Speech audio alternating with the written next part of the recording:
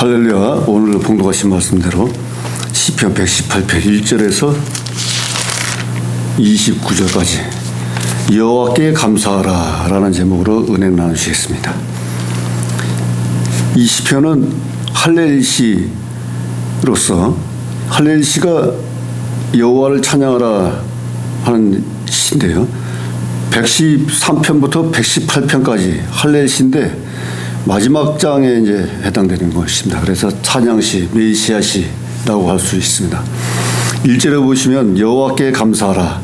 저는 선하시며 근자하심이 영원하미로다. 그래서 여호와께 감사하라.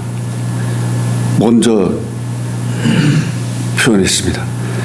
그 여호와를 찬양하라. 여호와께 감사하라.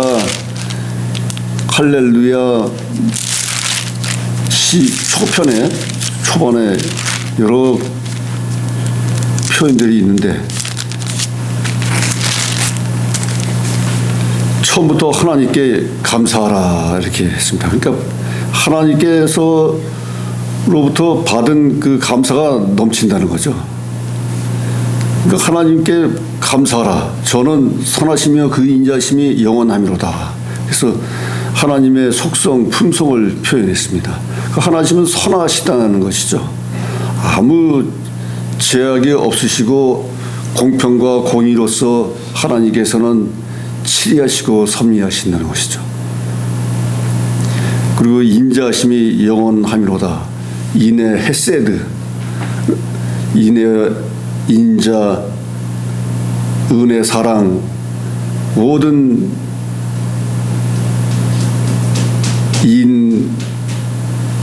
한 모든 뜻이 다 포함되어 있습니다. 그래서 하나님은 선하시며 인자하시다. 근데 그 인자하심이 영원함이로다.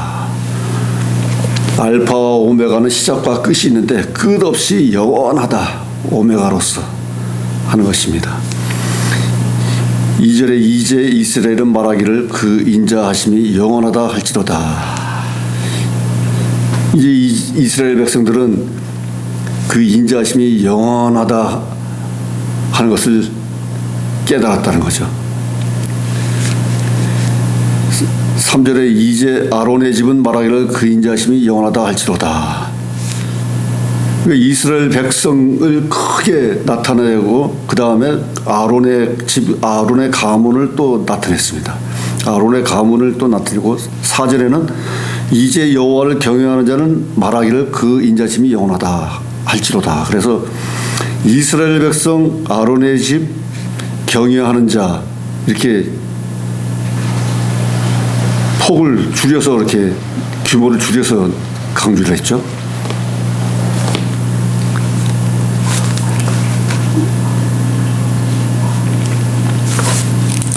(115편) 9절에 보면은 똑같은 구절이 나옵니다.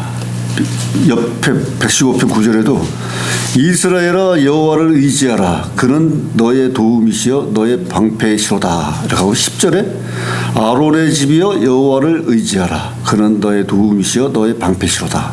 11절에 여호와를 경외하는 너희는 여호와를 의지하라. 그는 너의 도움이시여 너의 방패시라. 이렇게 이스라엘 백성, 아론의 집, 경외하는 자 이렇게 똑같은 구절이 표현되어 있습니다. 118편에서는 인자하심을 강조했고 115편에서는 의지하라를 강조했습니다. 하나님을 의지하라. 근데 118편에서는 하나님의 인자하심이 영원하다 이렇게 강조를 했습니다. 5절에 내가 고통 중에 여호와께 부르짖더니 여호와께서 응답하시고 나를 광활한 곳에 세우셨도다. 내가 고통 중에 있을 때에 하나님께 부르짖었다는 것이죠. 부르짖는다는 것은 히브리어로 카라인데 부르짖다. 부르짖었더니 하나님께서 응답하시고 나를 광활한 곳에 세우셨도다.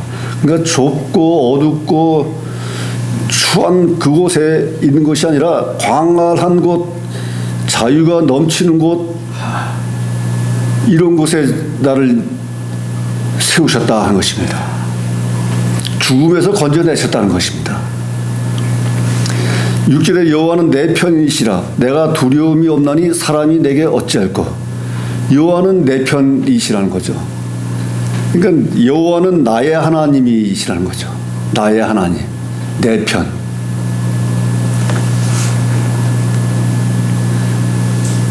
그래서 내게 두려움이 없다니 사람이 내게 어찌할꼬. 사람이 어찌 할 수 없다는 거죠. 하나님이 함께 하시는데 사람이 어떻게 하겠습니까? 다윗도 골리앗을 넘어뜨리러 나갔을 때 나는 창과 팔이 없지만 나에게는 하나님과 함께 하신다. 이래서 담대하게 나가서 골리앗을 넘어뜨렸습니다. 7절에 여호와께서 내 편이 되사 나를 돕는 자 중에 계시니 그러므로 나를 미워하는 자에게 보응하시는 것을 내가 보리로다.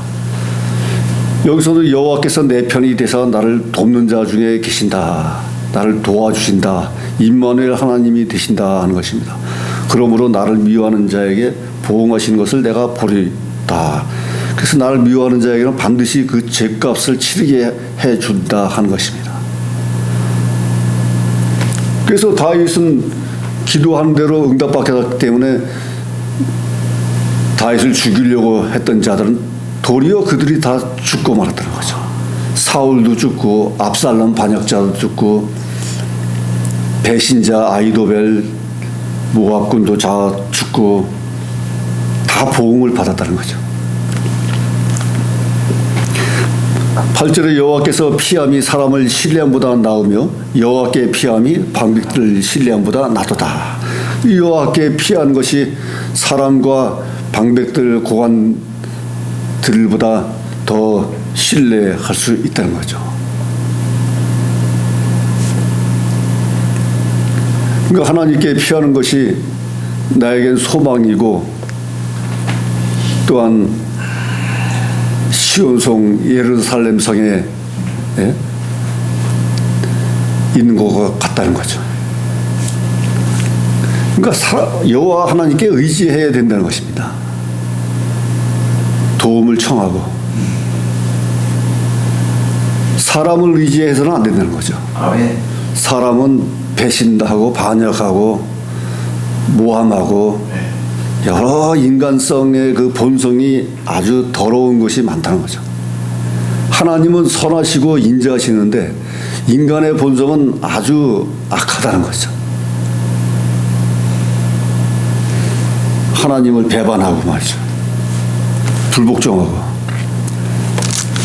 그렇기 때문에 당연히 하나님께 피함이 도리가 된다는 것입니다. 10절에 열방이 나를 에워쌌으니 내가 여호와의 이름으로 저희를 끊으리로다.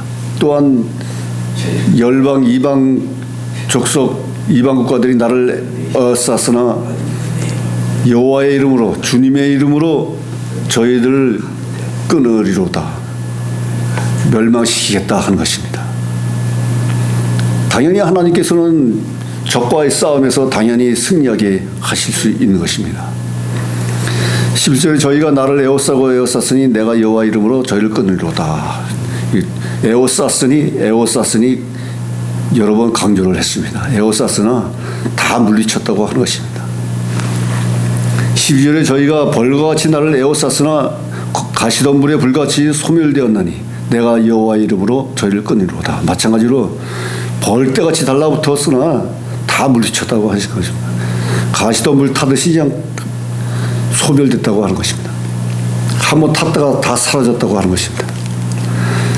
그것은 여호와의 이름으로 다 물리쳤다는 거죠. 주님의 이름으로, 예수님의 이름으로 다 물리쳤다고 하는 것입니다. 우리도 기도할 때 예수님의 이름으로 명하노니 질병마귀신은 물러갈지어다 사탄은 물러갈지어다 다 부르짖지 않습니까? 그럴 때 다 물러간다고 하는 것입니다. 믿음으로. 또한 13절에 내가 나를 밀쳐 넘어뜨리려 하였으나 여호와께서 나를 도우셨도다. 나를 또 밀쳐 넘어뜨리려고 나를 죽이려고 했을 때에도 여호와께서 나를 살려주셨다 하는 것입니다. 그러니까 사람으로부터 열방으로부터 둘러싸여서 나를 죽이려고 대들었을 때에도 다 하나님이 막아주시고 도와주셔가지고 다 물리쳤다고 하는 것입니다. 그러니까 엄청난 도움을 받았다는 거예요. 은혜를. 그래서 14절에 여호와는 나의 능력과 찬송이시여 또 나의 구원이 되셨다. 그러므로 말미암아서 하나님께서는 나의 능력이 되시고 찬송 받으실 만한 하나님이시여 또한 나의 구원의 역사를 일으켜 주신 하나님이시는 거죠.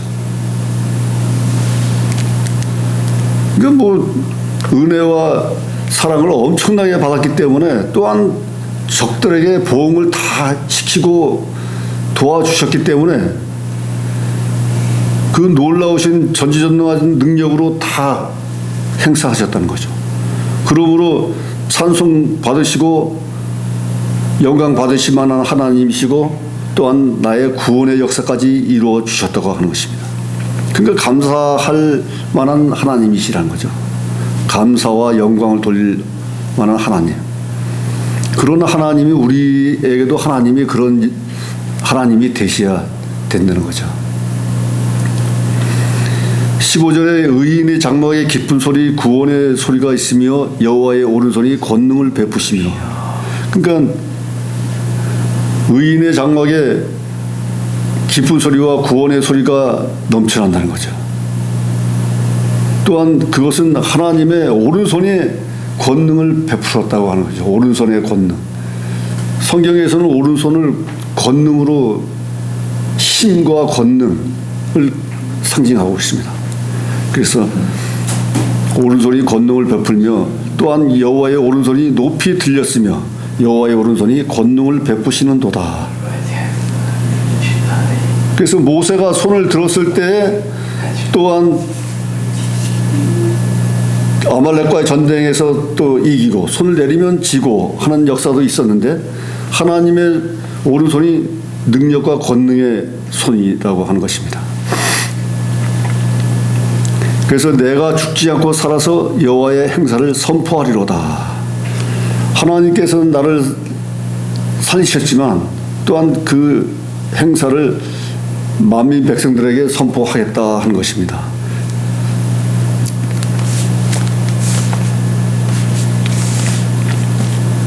그러니까 이 시편을 보면은 내용이 다윗에 관한 내용 같아요. 다윗. 저자가 여기 지정이 안 되어 있지만 다윗이 쓴 것이 아닌가 하는 설이 있습니다. 18절에 여호와께서 나를 심히 경책하셨어도 죽으면은 붙이지 아니하셨도다. 그 하나님께서 나를 훈련하시고 연단하시고 많은 벌과 권고를 하셨겠지만은 죽음까지는 이르게 않으셨다. 그러니까 하나님은 다윗은 살리셨지만 그 적들은 다 물리치지 않았습니까? 그러니까 그렇게 많은 위험한 순간 뭐 환난 상태에 처해 있었어도 죽음까지는 안 다다랐다는 거죠. 사울이 수금을 타고 있는데 창을 던져서 죽이려고 했는데도 불구하고 안 죽었지 않습니까? 그리고 또한 사울이 자기 딸 미갈을 전쟁터에서 나와 승리하면 자기 딸을 주겠다 했는데 전쟁터에 나갔다가 왔는데도 죽지 않고 그래서 사울의 딸을 자기 아내로 삼았다는 거죠. 또 미갈도 또한 다윗을 좋아했다고 사랑했다고 했습니다. 그런데도 불구하고 사울은 계속 죽이려고 했다는 거죠. 시기 질투 때문에. 그래서 19절에 내게 의의 문을 열지어다. 내가 들어가서 여호와께 감사하리로다. 그래서 내 성전문을 열어질지어다. 그래가지고 그 안에 들어가서 하나님께 감사하리로다 하는 것입니다. 20절에 여호와의 문이라 의인이 그리로 들어가리로다. 마찬가지로 의의 문 여호와 문을 강조했습니다. 그래서 21절 주께서 내게 응답하시고 나의 구원이 되셨으니 내가 주께 감사하리로다. 다윗은 뭐 기도하는 대로 응답 다 받고 말이죠. 가문에 또한 자손의 이리까지 다 복을 받아가지고 내게 응답하시고 나의 구원이 되셨으니 내가 주께 감사하리로다. 감사제를 드리리라 하는 것이니 감사제를까지 드리겠다. 그래서 22절에 건축자의 버린 돌이 집 모퉁이의 머리들이 되었나니. 그래서 건축자들의 그 버린 돌멩이가 집 모퉁이의 기둥돌이 되었다는 거죠. 이는 예수님을 뜻하기도 한 것입니다. 메시아를 뜻하는 것입니다.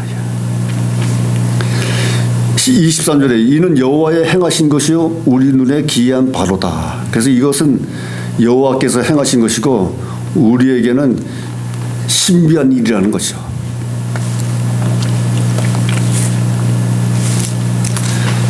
건축자의 버린 돌이 집 모퉁이의 머릿돌이 되었나. 이것은 신약 성경에서도 예수님이 이 말씀을 적용했습니다.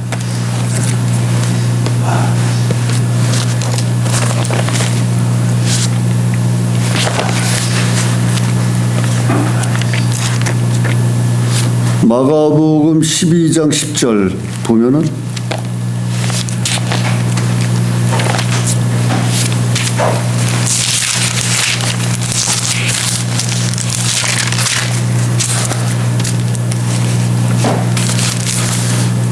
에 보시면요, 너희가 성경에 건축자들의 버린 돌이 모퉁이의 머리들이 되었나니 이것은 주로 말미암아 된 것이요 우리 눈에 기이한 것이로다 함을 읽어보지도 못하였느냐. 이렇게 예수님이 말씀하셨어요.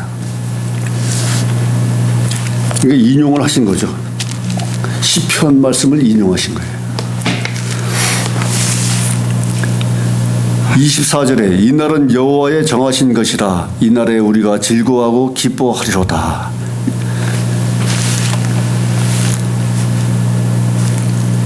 그러니까 이날이 여호와의 날이라고도 하고 이날이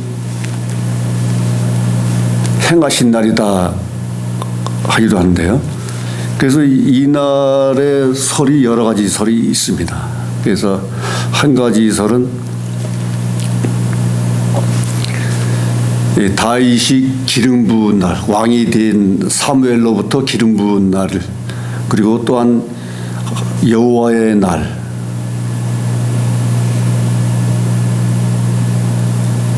하나님이 성취하시고 또한 예수님이 재림하시는 날, 이런 여러 설이 있습니다. 그래서 이것은 메시아의 예언의 날이기도 하는 것입니다. 25절에 여호와여 구하옵나니 이제 구원하소서. 여호와여 우리가 구하옵나니 이제 형통하소서. 네. 오직 구원은 여호와 하나님으로부터만 있다는 것입니다. 사람에게 있는 것도 아니고 위정자들에게 있는 것도 아니고 오로지 하나님 아버지로부터만의 구원이 있다고 하는 것입니다. 그래서 우리가 구하옵나니 이제 형통케 해 주시옵소서. 만사 형통케 해 주시옵소서 하는 것입니다. 네. 그래서 우리가 구하옵나니 그리고 또 이제 구원하소서. 이제 우리를 구원하소서. 이렇게 내용을 보면은 구원하소서는 히브리어로 호시나나, 이제는 나. 그래서 호시나나, 근데 이게 호시나 이게 변형돼서 호산나가 된 거예요. 호산나. 호시나나가 호산나로 돼서 이스라엘 백성이 호산나 호산나. 예수님이 예루살렘 성에 입성할 때 백성들이 호산나 호산나 외쳤습니다. 왕이시여 우리를 구원하소서 이렇게 호산나를 외쳤던 것입니다. 26절에 여호와의 이름으로 오는 자가 복이 있으며 우리가 여호와의 집에서 너희를 축복하였도다. 여호와의 이름으로 오는 자가 복이 있다 하는 것입니다. 메시아 예수 그리스도, 우리가 여호와의 집에서 너희를 축복하였도다. 축복의 역사가 있다는 것입니다.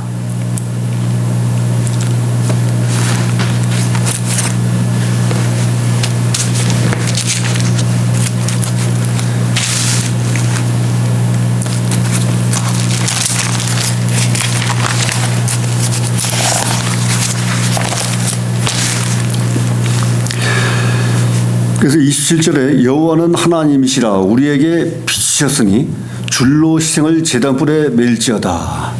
줄로 희생을 제단불에 맬지어다. 그래서 여호와의 오심을 줄로 희생을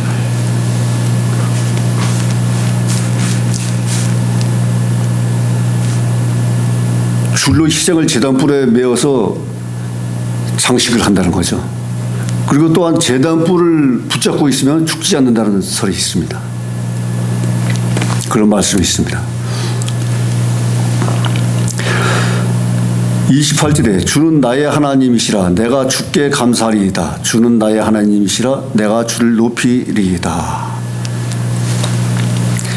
29절에 여호와께 감사하라 그는 선하시며 그 인자하심이 영원하미로다. 그래서 29절 말씀이 1절에 또 있지 않습니까? 여호와께 감사하라 저는 선하시며 그 인자심이 영원하니라. 그래서 반복을 했습니다. 그러니까 처음과 끝에 감사하라 표현을 같이 한 것입니다.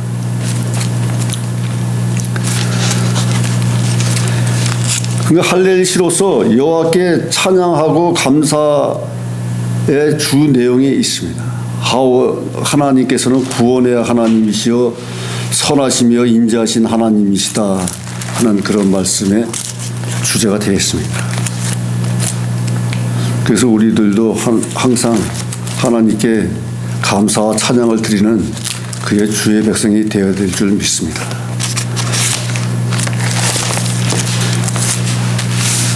또한